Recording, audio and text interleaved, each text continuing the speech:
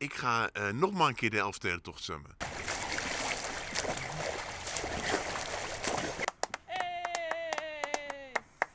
Nu heb ik wel warme gevoelens aan Friesland en dat keerpunt hier in Dokkum. Het was dat fantastisch in 2019 tijdens de Elfsteden zwemtocht.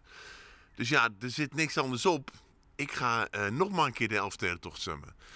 Dit is wel een beetje koud, dus ik ga het wel zwemmen, maar in mijn stromingszwembad in Dokkum van 10 tot en met 13 december. De bekende zwemmer kiest net voor neert voor Dokkum. Ja, in 2018 toen ik in Burgdaard moest stoppen en zo graag Dokkum had gehaald, maar het niet lukte. En in 2019 hier dat mooie keerpunt en waar al die mensen stonden hier. Ja, dat was waanzinnig. Ik heb zoveel warme gevoelens en de steun die ik hier kreeg. Ik kan me geen mooiere plek voorstellen dan hier in Dokkum nog een keer de Elfstedentocht te gaan zwemmen.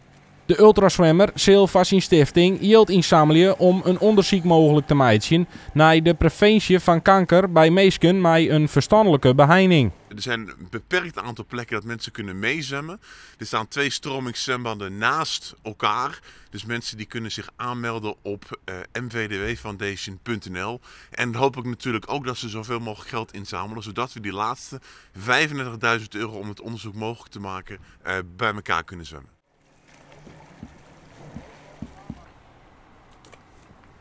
Zo, hè?